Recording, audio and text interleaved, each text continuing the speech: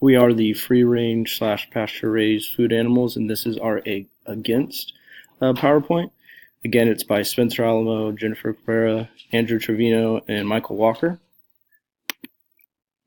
So what does free range really mean? Free range refers to food from animals, for example, meat or eggs, that are produced from animals that have access to outdoor spaces. Although the term free range brings to mind wide open spaces with animals living in nature, eating natural foods and soaking in the sunlight, there are no government regulations in place in the U.S. to ensure this is the case. For chickens, free range means the birds must have access to the outdoors for an undetermined period each day, according to the USDA. Here is one organization certifying farms for free-range chicken. If poultry is certified free-range as part of the Humane Farm Animal Care Certified Human Program, it means the chickens spend at least 6 hours a day outdoors. So continuing on, what does free-range actually or really mean? Obviously, there's a huge difference between these two scenarios in terms of organic farming and humanely raised poultry, but either scenario meets the USDA definition. Producers can use the label in any way that they want. Again, it can mean the animals spent most of their lives in wide outdoor spaces, or it can mean they occasionally got a glimpse of the sun through a small door, but never went outside themselves. So going into this, we'll be talking about sustainable agriculture. A lot of people have heard the word sustainable agriculture, but many do not know what it actually means, other than conserving resources. But it is so much more. Here are the criteria listed on the USDA's website for sustainable agriculture.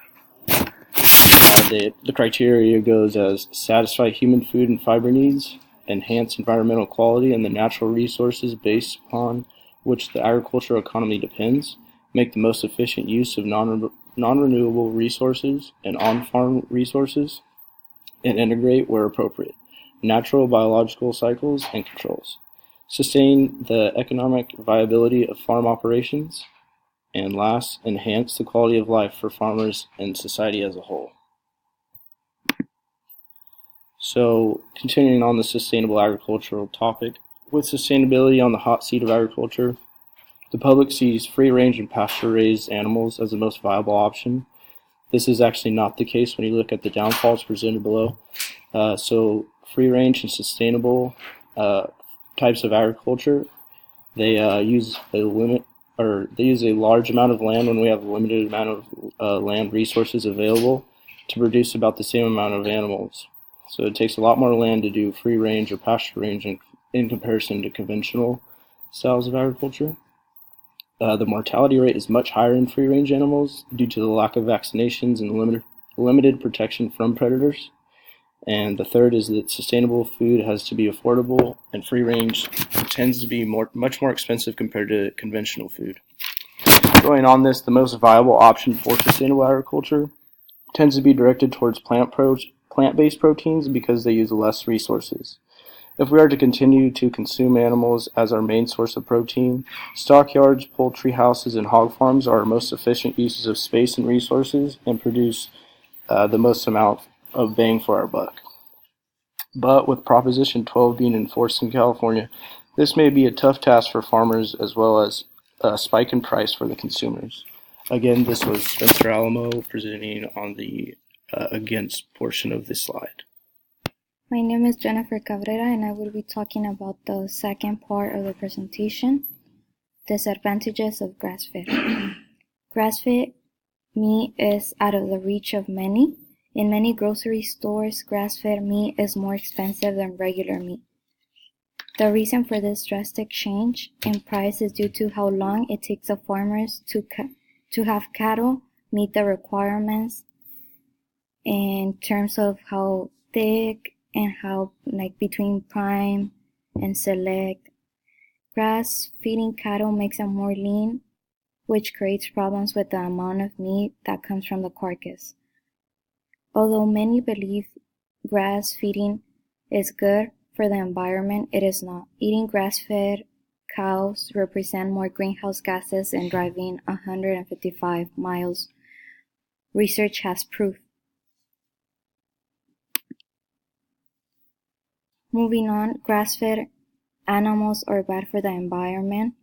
The reason for this is because they grain-fed cow will require 3 acres of land, while a grass-fed cow requires 9, so that's a big difference of 6.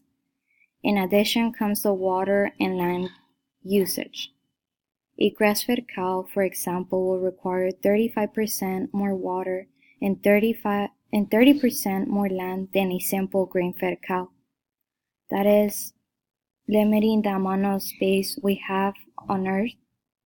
Grain-fed animals are more beneficial to the resources on our planet at the moment. Ethical aspects of grass-fed meat. Many people believe that eating grass-fed meat is healthier for themselves, but they don't realize that it harms the environment in which we all live in. Many animal rights organizations like PETA argue that this grass-fed technique is wrong.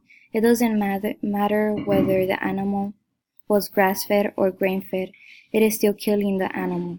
Grass-fed animals are still being killed the same way as grain-fed animals are, and are given antibiotics if they require them once they are ill. Or do they just let animals who are grass-fed die and not have antibiotics? That's a question to think about. Now here is a photograph of the different points that we mentioned. First we see a cow that is cut in half, and we have a corn, and we have grass on the side, and we see that the cow is cut in half, representing that it doesn't matter whether the cow eats grass or it was grain-fed, it's still being harmed and killed the same way. Now we have a clipboard of the greenhouse gas fact that equals a cow equaling 2 cars. That represents the amount of waste that a cow makes, comparing it to how much gas we put into the air, representing how bad having the grass-fed animals is. This is Mykal Walker doing the third section of this PowerPoint. Okay, so my title was How Are Greenhouse Gases Bad for the Earth?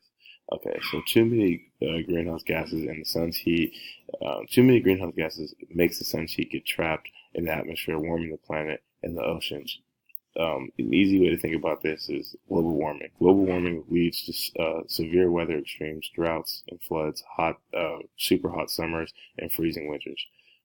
So basically that even though that we need it to survive, if we don't regulate it, it harms animals and harms humans just as well. So while some greenhouse gases are good, too many in the atmosphere could create devastating effects worldwide. By burning fossil fuels such as coal, natural gas, and petroleum, humans have contributed large amounts of CO2 to the atmosphere, which is making it unhealthy and ruining our basically form of global warming.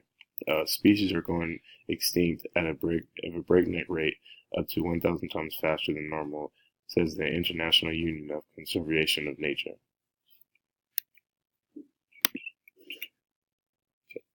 Greenhouse gases like fossil fuels released by vehicles, factories, methane released by livestock contribute to air pollution and add to climate change by raising the Earth's temperature in a vicious cycle.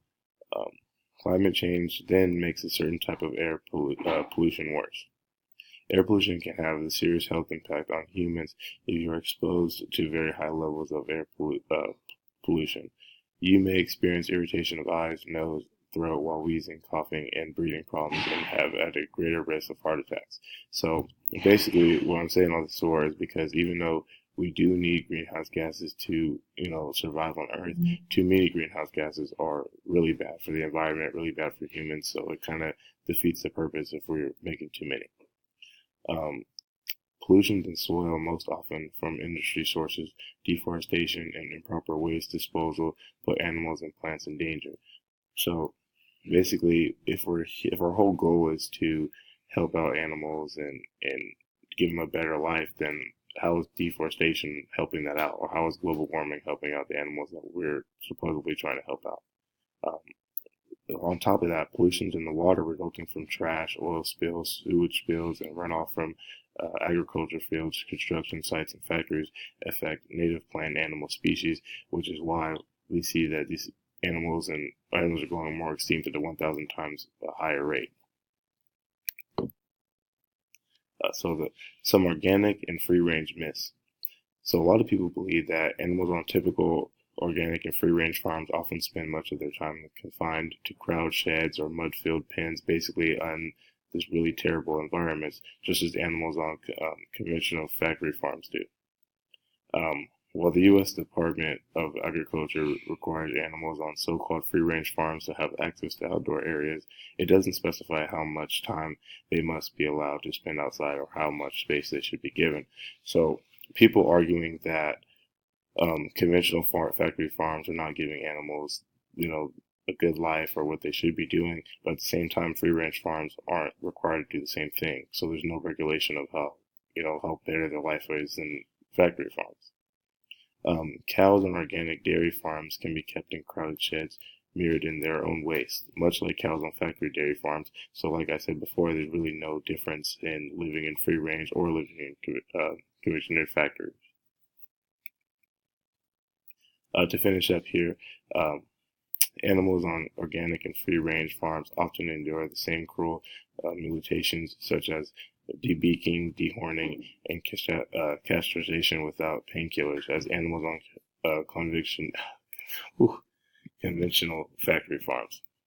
So just to wrap it all up, free range is no better than conventional factory farms because there is no regulation and they do the same stuff.